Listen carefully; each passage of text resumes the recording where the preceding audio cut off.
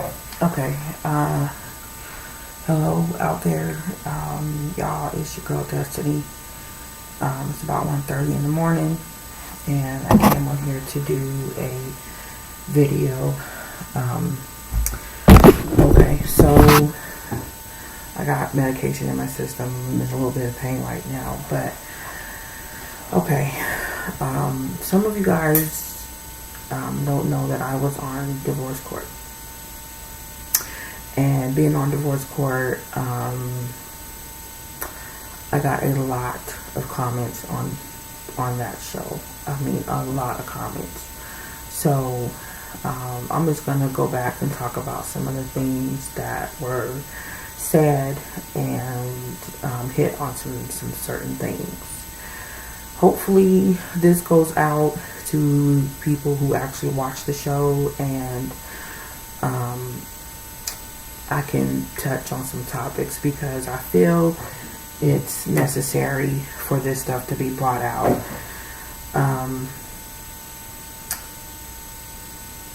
Okay, so most of the comments were, she got a Jerry curl.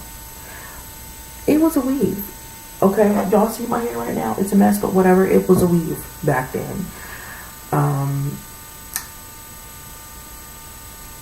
My whole intention I fell in love with Michael. I'm not gonna lie.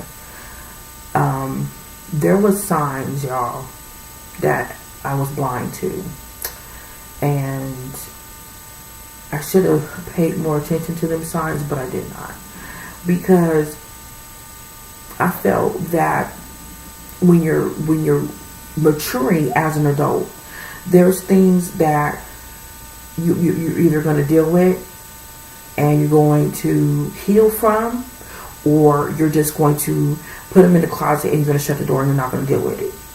So that's what happened. Okay, so I had blinders on then. I sure did. But at the same time, he was telling me, that's not my life. You're my life. You and the kids are my life, period. That was what I was hearing from him. A compulsive liar. Okay? I'm going to lay it out. And it might take me a minute, but I'm going to lay it out for y'all. I'm pissed. Okay? And I will say it like that. I put all I had into him. Even I took from myself to put on him. So a lot of people were making comments about me using him, about me taking advantage of him, which was not true. All the stuff that he did came from the fact that he wanted to do all that stuff for me, for my kids. And I was telling him, you don't have to do this. You don't have to do certain things. And he was like, no, I want to do it.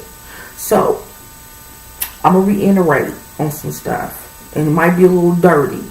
So hopefully this video don't get kicked out, because I want everybody to know what the deal is. Michael was not a virgin when we got together, when we started dating. He had a girlfriend. I ain't gonna say what her name was, but he had a girlfriend. And proceeded to tell me that they had sex. The reason why he didn't tell nobody was because he didn't want his mom to find out. Okay? The next thing I want to tell y'all, when the fact that I told Michael the night before we got married, I didn't know if I could have kids.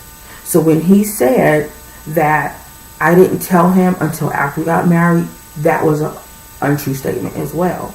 So I have no reason to lie. I'm going to tell you guys about that right now. So when you guys are like, oh, that fat bitch or whatever, you know what? So be it. Yes, I'm on the plus size because I gained weight being married to him because I was stressed out. I was going through depression, and I'm not even going to lie about none of this because that's what happened. No, I didn't take care of myself because I stopped taking care of Desiree and I focused on him, because with him being in the hospital as many times as he was, I lost count. Okay, I could not hold down a job because him being in the hospital. I couldn't even go back to school because him being in the hospital. So when you guys say that I used him and I took advantage of him, I never did. I never did. You can't have a life of your own when you're married to a man who ends up in the hospital maybe once, twice, 3 times a month. How can you have your own life outside of being married to somebody like that? Okay. So, there was an instance when I found him on the chat line with men. Okay. And he told me, his own words was, I'm not about that life. I have guy friends, but I'm not rolling that way. Those were his words to me. Okay. So it was dropped after that. So let's say about 9 to 12 months later, we're in transition between 3 different places. And in the transition between those 3 places, we're coming from my mom's house, going to his parents' house, which I ended up having surgery. We then end up moving into our own house.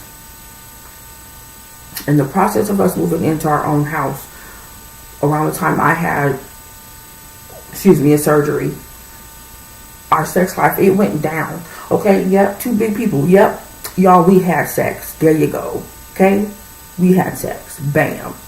It happened. Okay, before and after we got married. So when y'all say, how can 2 fat people have sex? Trust and believe it happened. And it happened well. But anyways, okay, when we moved into our own place, no, we did not have sex for a while. And that was because as a child, I had some things happen to me. And okay, when you are going through something traumatic, because I had a therapist tell me this and a psychotherapist tell me this, when you are going through something traumatic, you bury what has happened to you. You start reliving them things when situations come up and you're like, why does this keep going on? Why is my attitude so funky? Why am I always moody? I figured it out. I'm not going to go into what happened to myself, but I figured it out. He asked me, why am I so moody all the time? I was angry, y'all. I was hurt.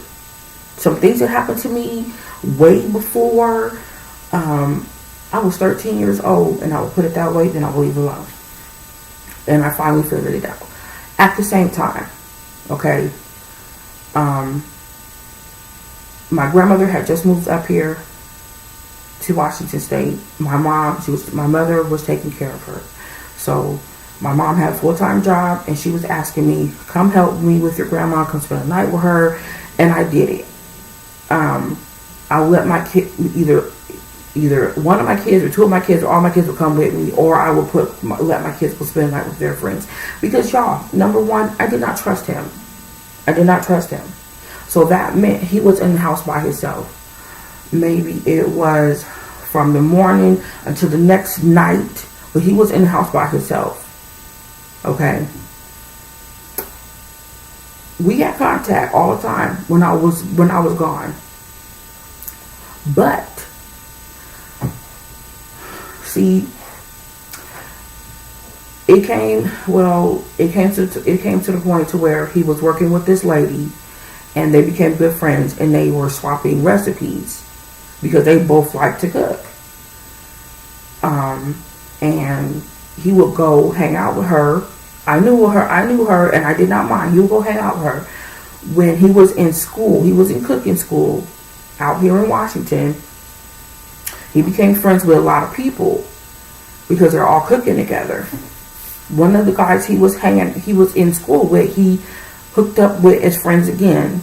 Now this guy, he's not the way Michael is now. Okay? This guy loves him some women. That's all there is to it.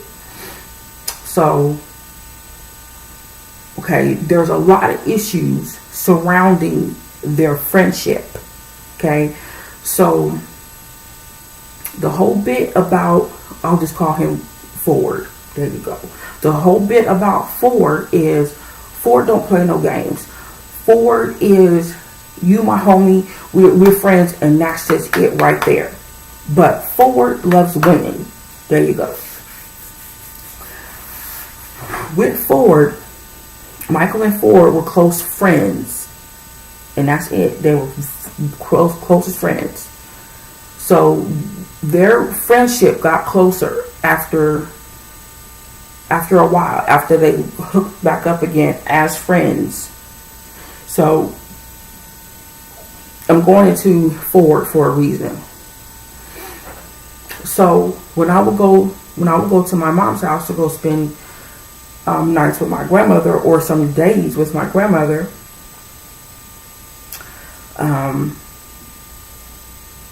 he would be in the house by himself. Nobody was there, just him. And I asked Ford about that. And the funny thing about this is Ford told me, Desiree, I have no reason to lie to you. I have pictures, dates, text messages about the stuff that Michael's been doing. I don't care who sees this. I really don't. I don't care. Because I read a lot of y'all's comments, a lot of those comments on my show. I read a lot of them. I feel like this. Okay. Case in point. I'm getting back to Ford in a second. I was upfront with Michael about what I did. It has nothing to do with those text messages that he claimed, oh, she's cheating on me, these text messages. No. I cheated on him after the text messages situation. Okay? So, yeah, there is a guy that loved all of this and then some. And he still does. We just not really together because he lives in one city, I live in another. But I see him on a regular. How about that? Thank you very much. I was seeing a guy while we were married. Okay? But see, the thing that Michael does consistently, every time I did something that he did not like, every time something happened with the kids, every time things would go wrong, he would be the first, it would just take, it could even be the smallest thing. He could go take it to his mom, and he would go take it to people at our church. And it drove me crazy. And see, this is why, y'all, I had an attitude, because our business was not our own.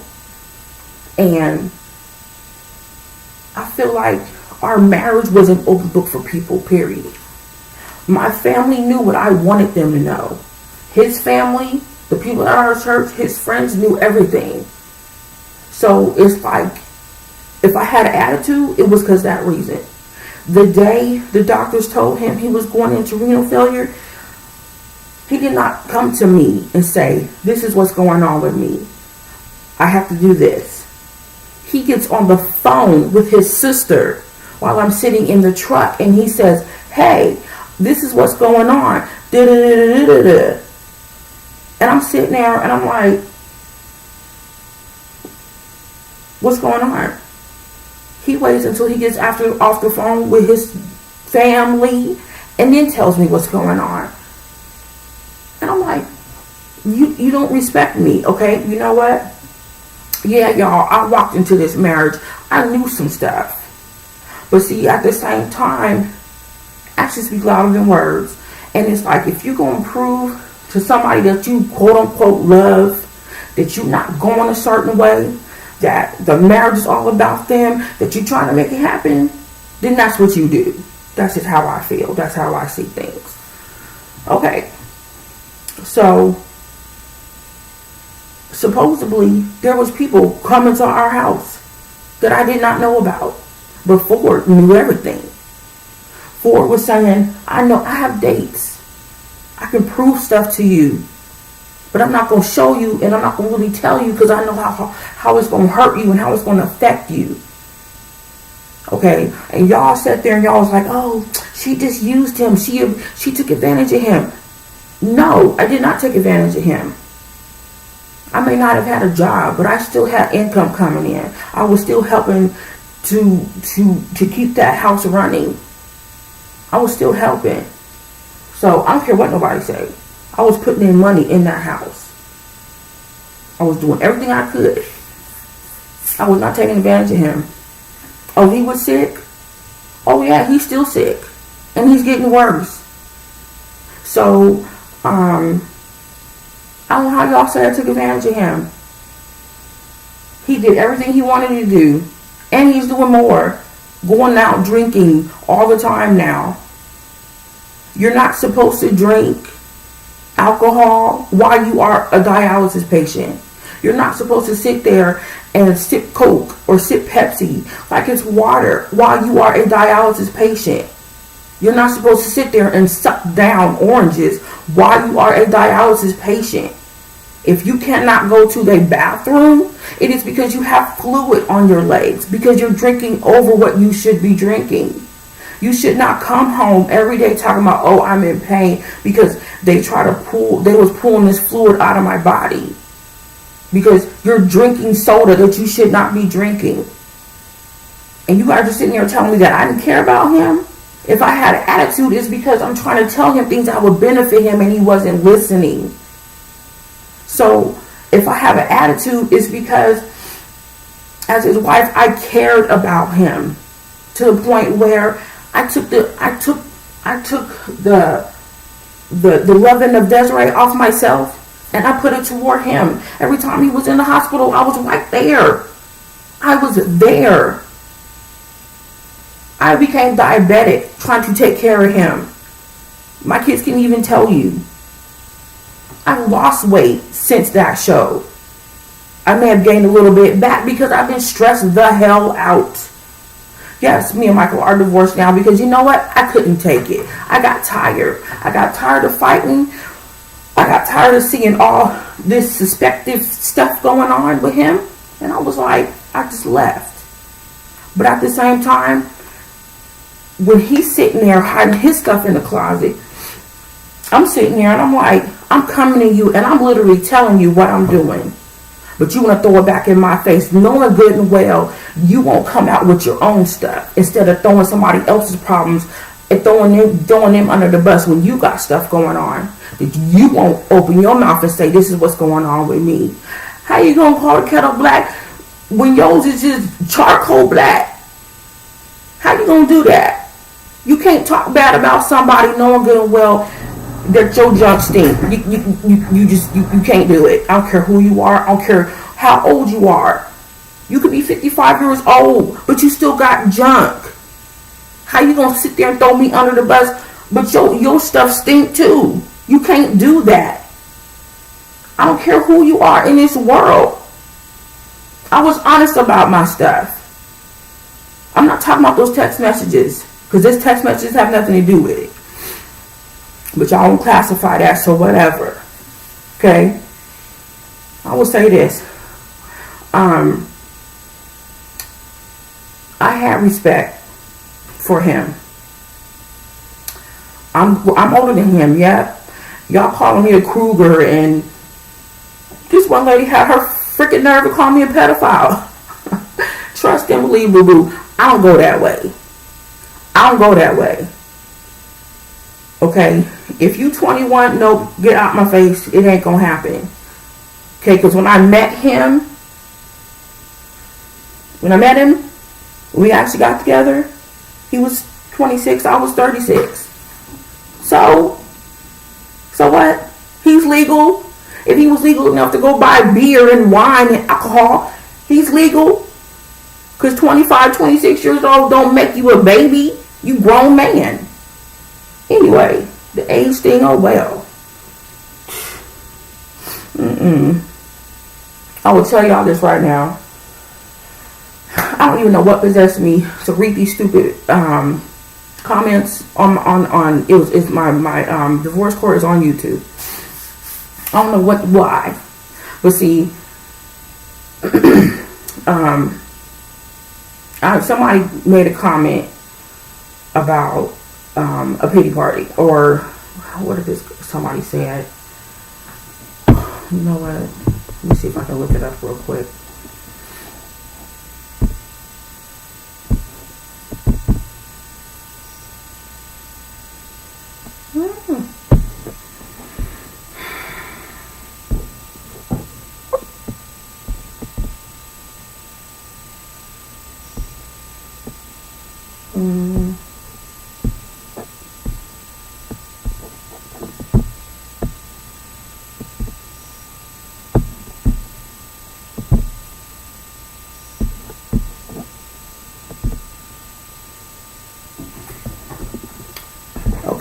So I think this is why I've been angry. Okay. Let me get my glasses.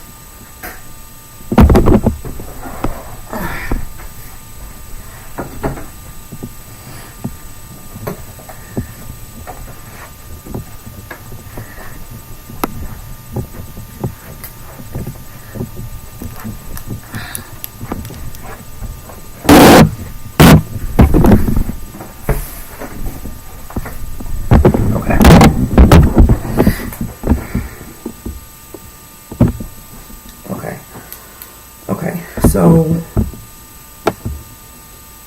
here we go. Okay, I commented back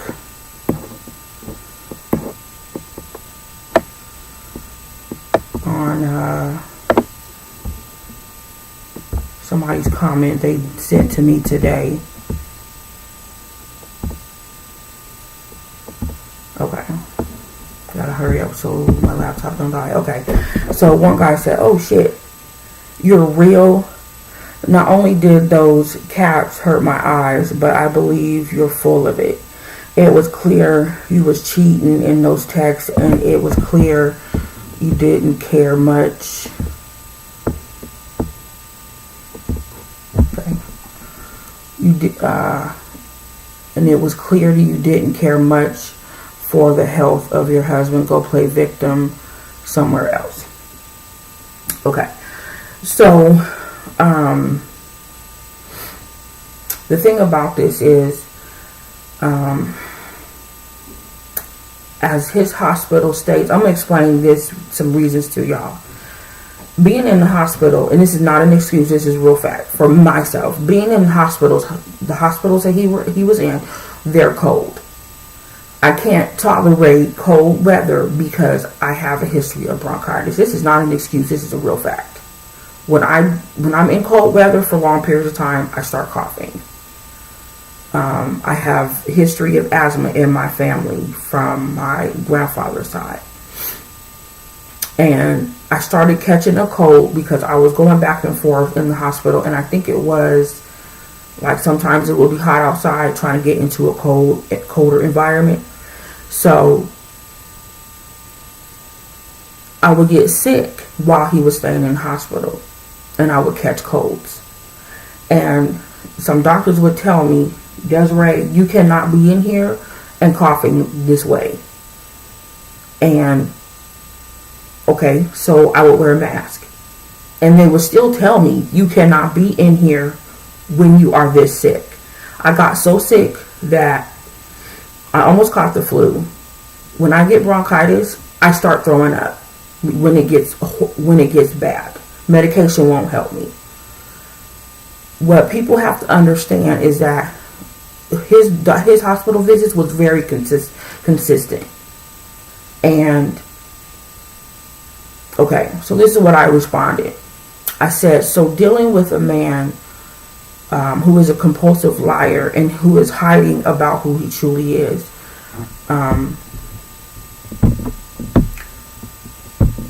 I said, am I supposed to accept his lies and the cheating he did because he's sick? It's only half the story you heard. I'm still to this day." Okay, and I'm going back to Fred when I make this comment. I'm still to this day finding out from his best friend Ford that he's cheating on me. What else did I say? Okay. Excuse me. Cheating on me was wait, hold on. Okay. From his best friend Ford, that he was cheating on me way before the text message that he found out that was mine. With a man, mind you. That's what I said in the comment to this other person. So, I feel like this. Okay.